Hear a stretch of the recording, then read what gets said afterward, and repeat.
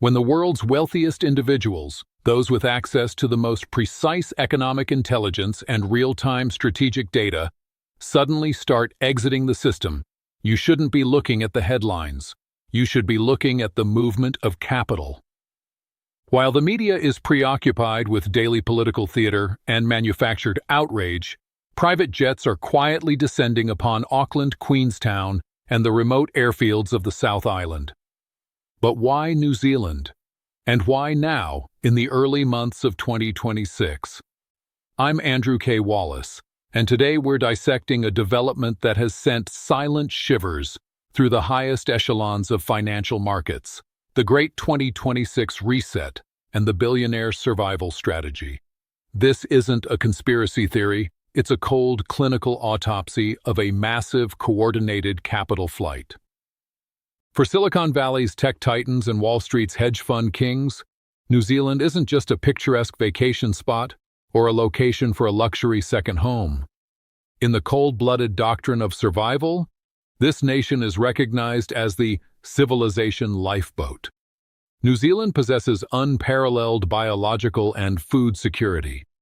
In a world where global supply chains have become dangerously fragile, prone to snapping at the first sign of a pandemic or a regional conflict, New Zealand is one of the few places on Earth capable of sustaining its population through entirely independent energy and food production. Its geographic isolation is its greatest asset.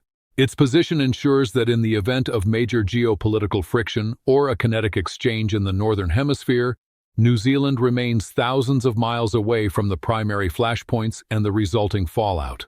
But the most intriguing aspect of this exodus is what's happening beneath the surface, literally. We aren't talking about simple basements or reinforced wine cellars. We are talking about military-grade, subterranean structures carved deep into the glacial rock and green fields of the Otago region. These are smart bunkers designed for multi-generational survival. Billionaires do not gamble. They live by the math of probability and risk mitigation. According to non-public financial reports circulating in January 2026, global stability indices have plummeted to a 40-year low. The math is simple and terrifying. Global debt has now surged past the staggering $320 trillion mark. Structural inflation is no longer a temporary glitch. It has become an unmanageable beast that cannot be tamed by traditional central bank tools like interest rate hikes. The economic elite understand a truth that the general public is only beginning to sense. The current debt-based monetary system has hit its absolute ceiling. There is no more room for kick-the-can-down-the-road policies. When figures like Peter Thiel, Reid Hoffman, or economic strategists like James Richards discuss a monetary reset, they aren't describing a gentle, coordinated transition to a new currency. They are talking about the inevitable collapse of paper asset values, the great evaporation of wealth held in digits and fiat. This is precisely why they are converting their digital net worth into hard assets in the safest corner of the planet.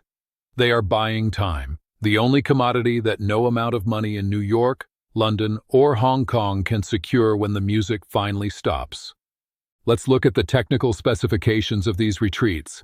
As reported by specialized construction firms in the South Island, these companies are facing an unprecedented backlog of orders for luxury underground bunkers that resemble high-end hotels more than survival shelters. These facilities feature closed-loop air filtration systems capable of scrubbing nuclear, biological, and chemical contaminants. They utilize independent geothermal power plants that tap into New Zealand's volcanic heat, providing endless energy regardless of the state of the national grid. They house vast seed vaults, hydroponic farms, and medical suites equipped with the latest surgical robotics. But here is the critical key that the analysts often miss. These billionaires aren't just afraid of a nuclear exchange or a solar flare. They are terrified of social instability, the unraveling of the social contract. We are currently witnessing a global wealth gap that has reached a historical breaking point. When the social contract dissolves, major metropolises like San Francisco, New York, and Paris will no longer be safe harbors for those who own the system. New Zealand, with its low population density, highly educated workforce, and remarkably stable governance, offers the ultimate legal and physical sanctuary for their lives and their legacies. It is the plan B for a world that has become increasingly unmanageable. However, this massive influx of foreign capital hasn't been without its casualties. The bunker rush has triggered severe internal tension within New Zealand. Rural property prices in places like Wanaka have reached astronomical heights, effectively pricing out the local population.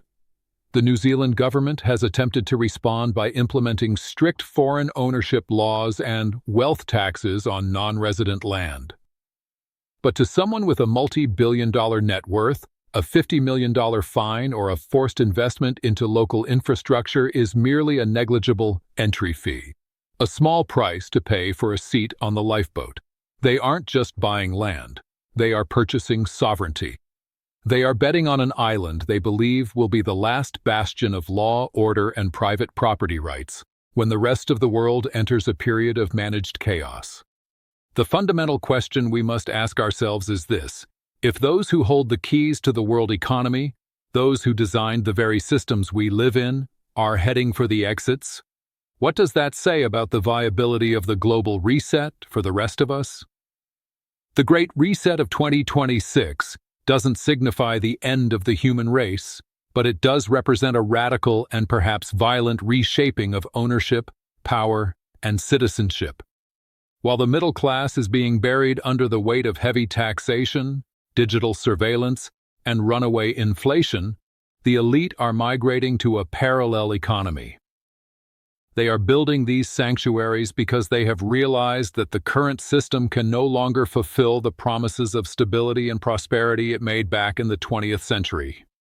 Consider the logistics of this migration.